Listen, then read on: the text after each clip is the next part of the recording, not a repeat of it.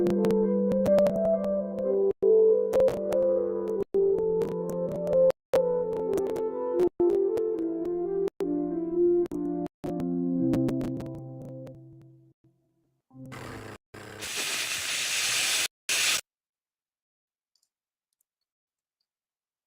everyone, welcome to EdTech with jReb. I'm Javier Ragliati, and I'm here to speak with you a bit about discovering Edpuzzle.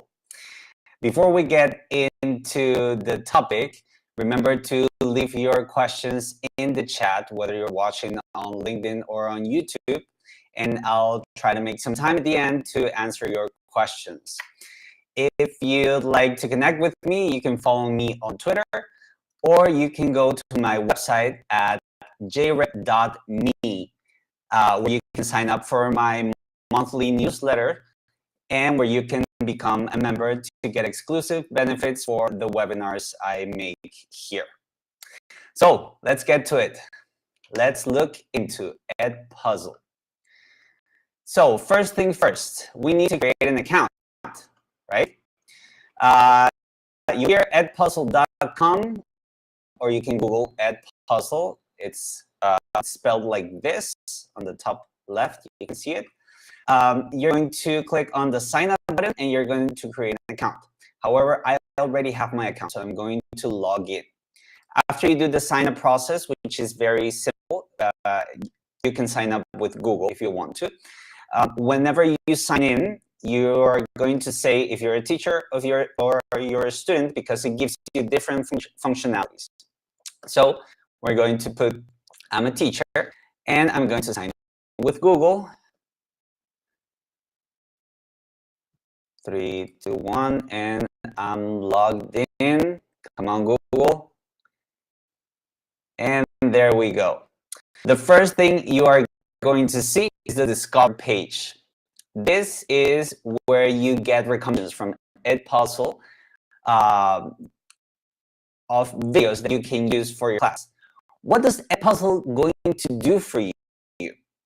You are going to grab a video from the Edpuzzle library or from YouTube, and you can assign it to your students, which we'll see later on. You can assign it to your students so they can watch it on their own time. You can edit the video, so you have full control of what your students end up seeing. You can add questions, and you can also monitor what they've watched. Some students at the middle of a video, they stop watching and they, I don't know, close their computer or start doing something else. They get distracted, whatever. So with Edpuzzle, you can keep track of how many students have watched how long the video you assign. So here you can see this is basically a new account, so I don't have anything really that pops up, nothing that gets suggested. You can also, you can search for videos here as you would on YouTube or on Google, or you can paste a YouTube link here. So let's say I want to use this adding fraction video. I'm gonna click on it, and I see the video here. It has already been used. So it's not only a YouTube video, it's already an Edpuzzle video.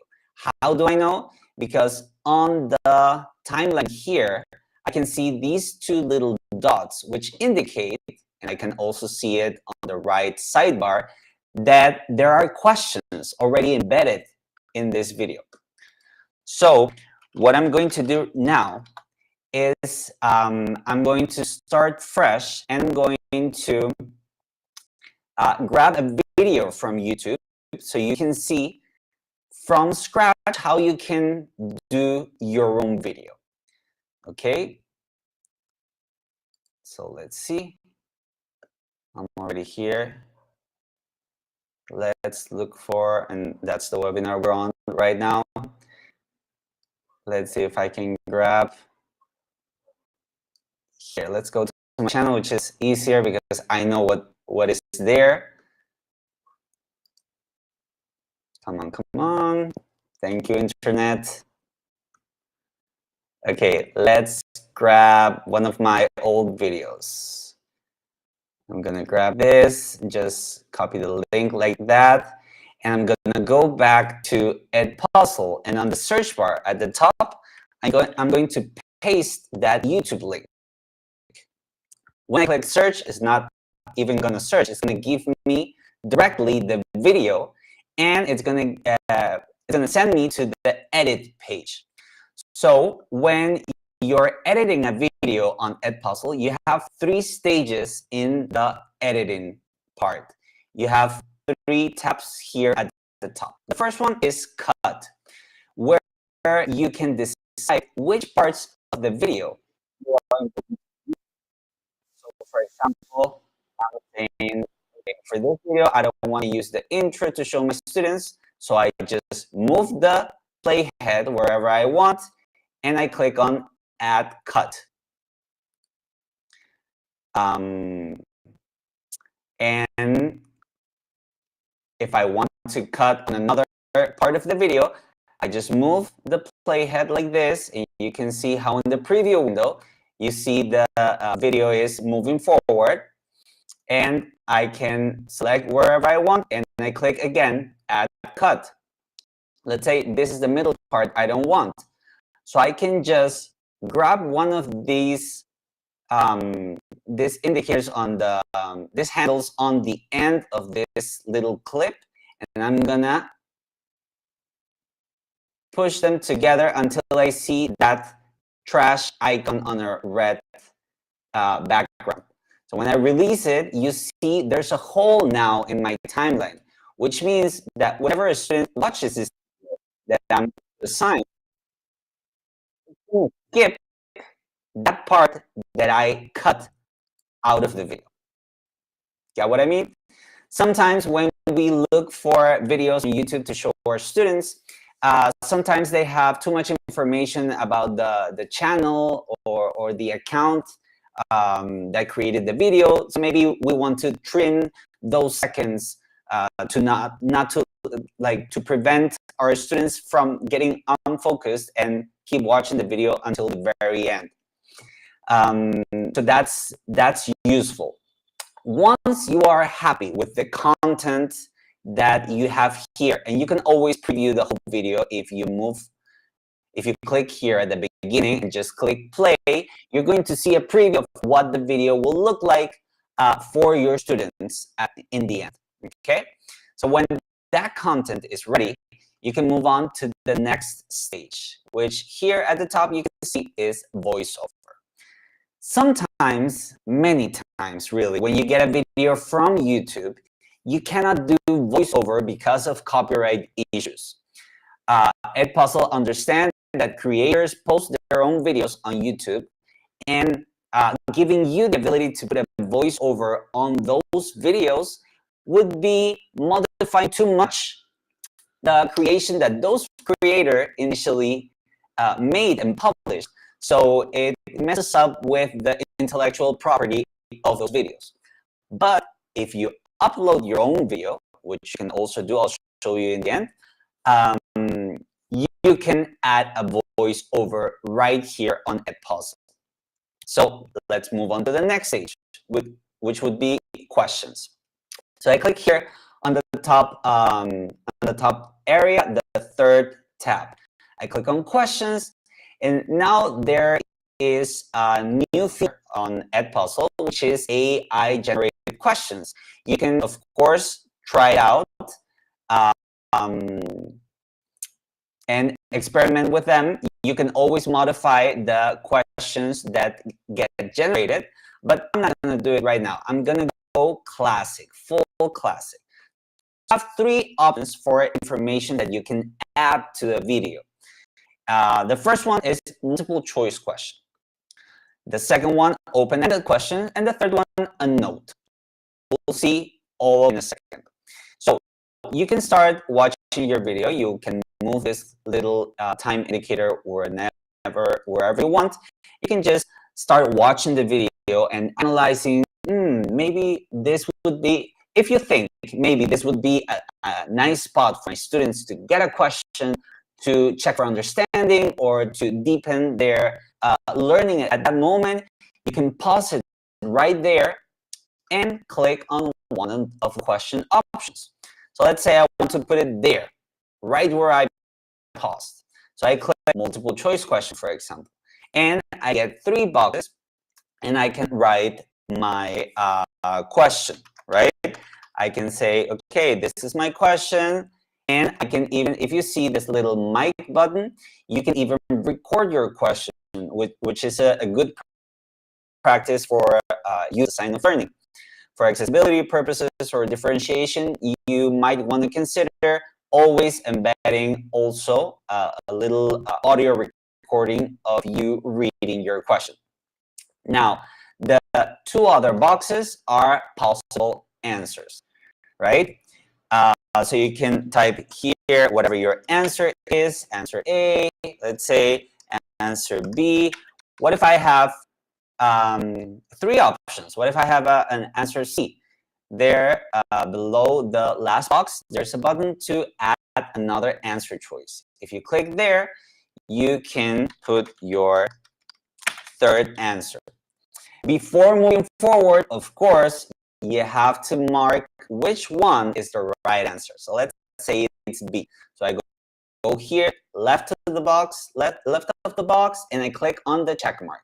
Now you see it lets me move forward.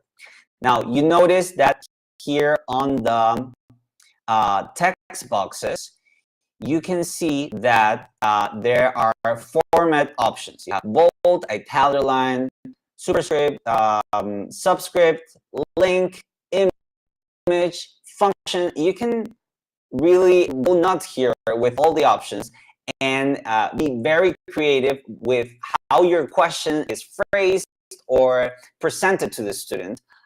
You can even add images for different types of answers. So this is very useful for when you're working with different grades, right? For example, I usually work with 8th to 10th grade. But if I would be working, I don't know, with 4th grade, maybe my answers, I want them to be a bit more visual.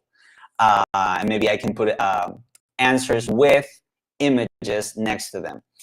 All the text boxes, you can see they also have a little mic button for you to record the reading of the answer. That depends on the nature of your class and, of course, of your choices.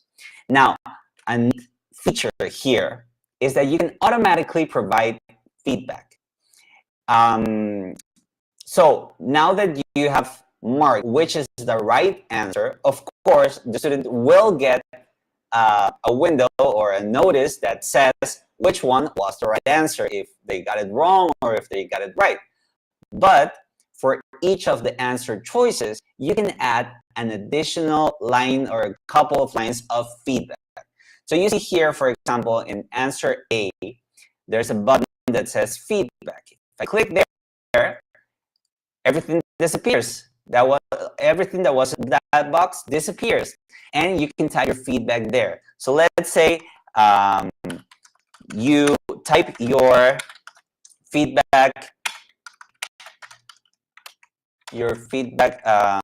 here. Better choice. Okay, and let's say this is my feedback if the student chooses answer A instead of answer B. But what happened with my question? I can click here in the same area at the bottom right of the box on where it says question, and I can see again the text of the question, right? You can do a couple of more answer choices if you want to. I don't recommend having too many choices, but whatever you want, of course, fine. Then you click save, and you will move on to the next. We'll move on to the next option. Before you can do that, you see a preview of what your question will look like. This is what the question will look like for a student without the feedback, of course.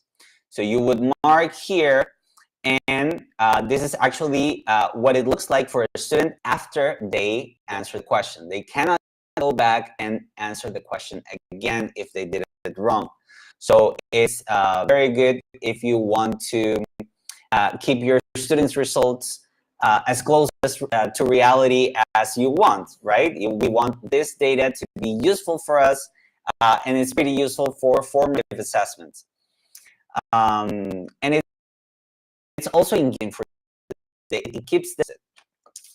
So I'm going to click continue. Of course, you can delete the question or edit it again. I'm going to click on continue to add another type of question. So let's say, okay, I'm moving forward in my video. I watch this, and then, okay, there I want to add an open-ended question. There I can add my, what is this part saying? Whatever you want to say. And you type your question, open-ended, and the students will be prompted to write their own answer. They will not have choices. They will have a little text box for them to write their own answer. Here also you have the option for feedback. You can leave feedback here. Maybe it's a bit more generic because there's you don't know what they are going to answer. So you have that option as well. You also have all the formatting options and the microphone option for you to read your question.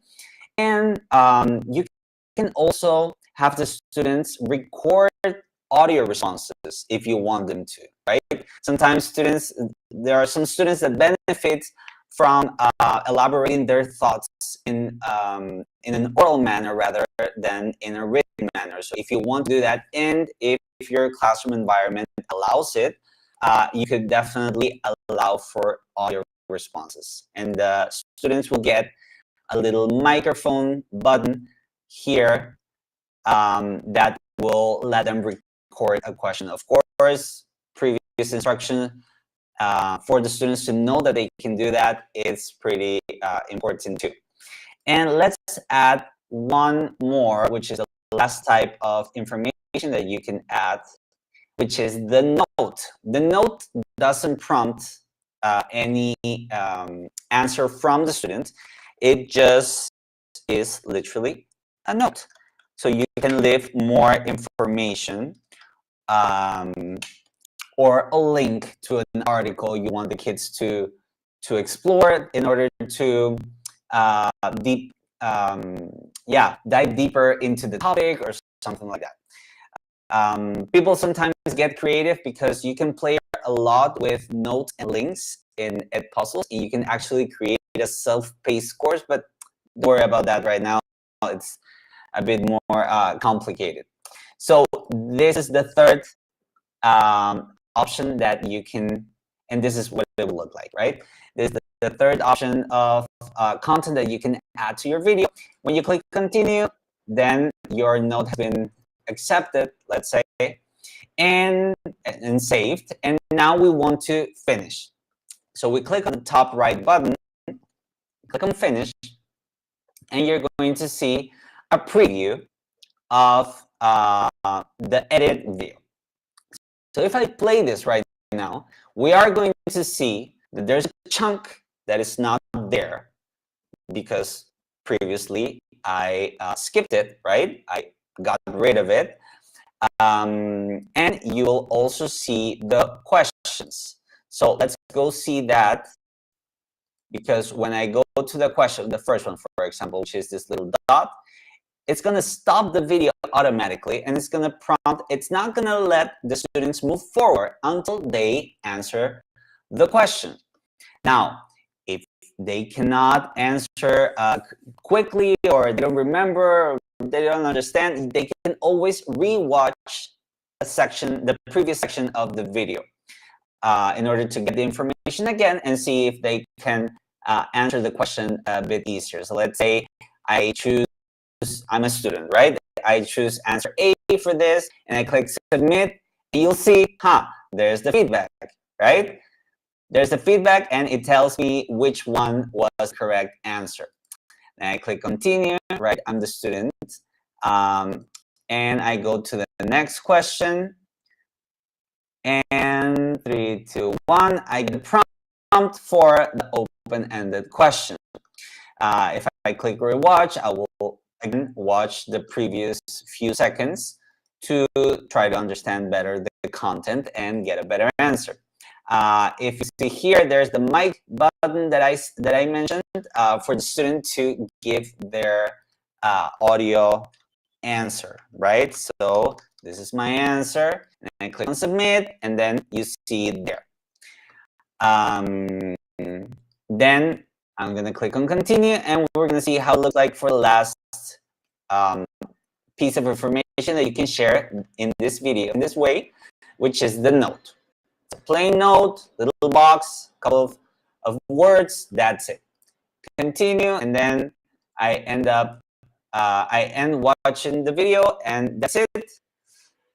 And literally, that's it. Now, that's kind of a preview of what a student sees. There are a couple of differences because right now, since I'm the owner of this video and I just created it, I'm a teacher, remember I said at the beginning there are some differences. The student will get a couple of extra windows, but nothing too confusing, really. You'll see it on their end when you assign your first video. And now, before the time runs out, because we're not going to have time to do everything, we'll have to do a second version of this webinar to finish all the content that Edpuzzle deserves. Once you're happy with the video, because you can always go back and edit it before you assign it to anyone, you can click here on Assign, and you will get two options. Well, you will get a list of your classes, but right now I haven't added any class. Let's quickly add a class, and when you click on Create a Class, you will see that you can do it manually. That means you will send a link to your students so they can join, or you can connect to any of these services, right? I use Google Classroom, so I will click here and I will connect my class there. Right now, I only have one class, which is a demo class, and I'm gonna connect that right now. It's loading. Come on.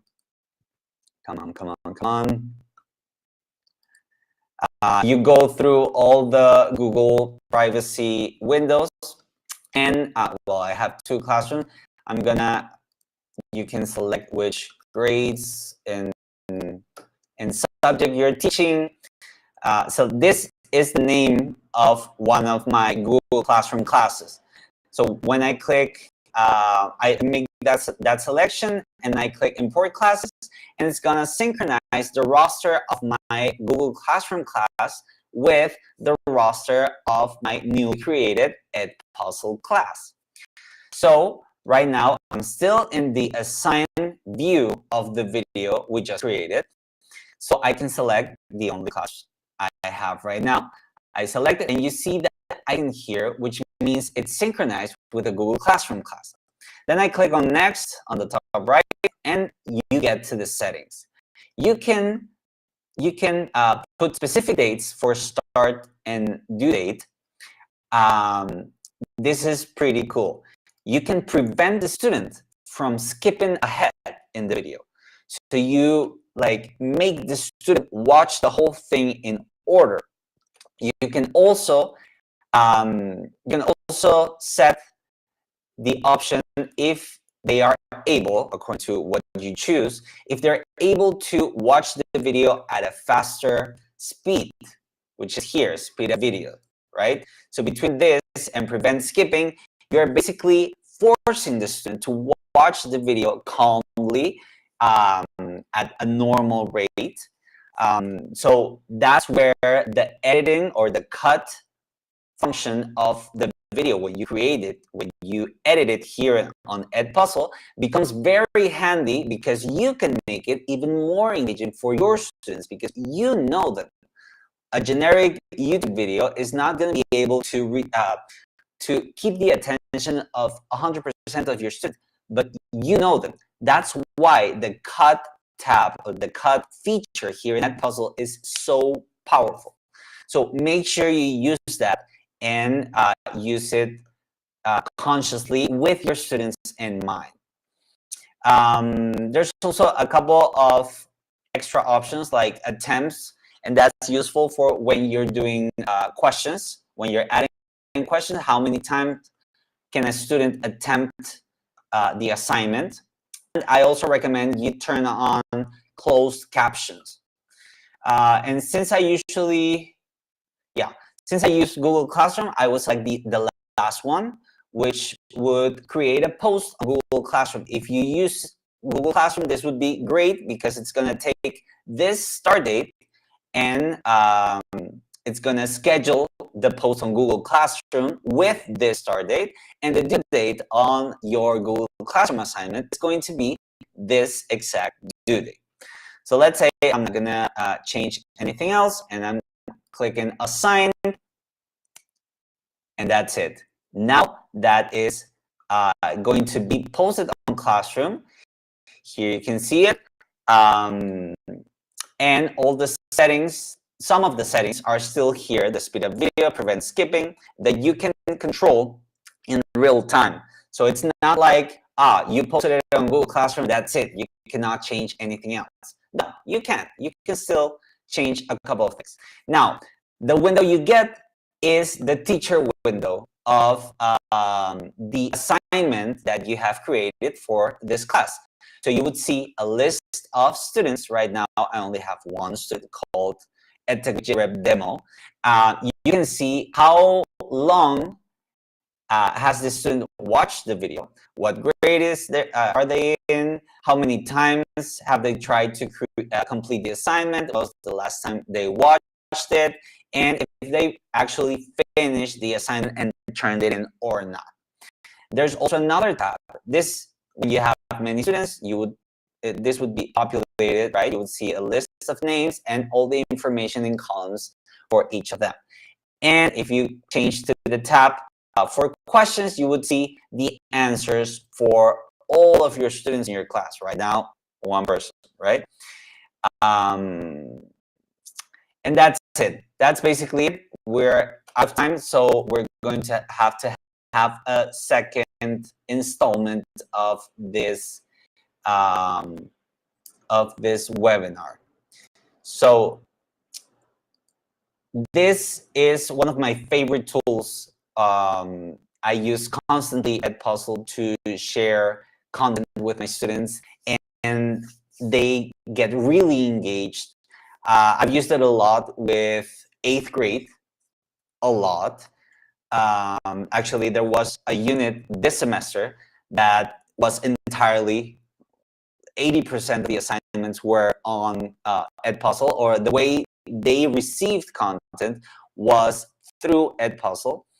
And I did a little survey at the end of the unit, and many of them responded that it was very engaging and very fun. So I try to do that every time I can because I know it's pretty useful for especially middle school students, but it also works for, I would say, maybe 3rd grade upwards, maybe 4th grade. But it is a very powerful tool to have in your belt. So again, if you want to connect with me in the future, please go to jreb.me and you can sign up to my newsletter. And you can also become a member of our community, so you can get exclusive benefits for when you're watching, to get the most out of this webinar. And let me help you create smarter interactions with technology in education. That's it. See you next time. Thank you. Bye-bye.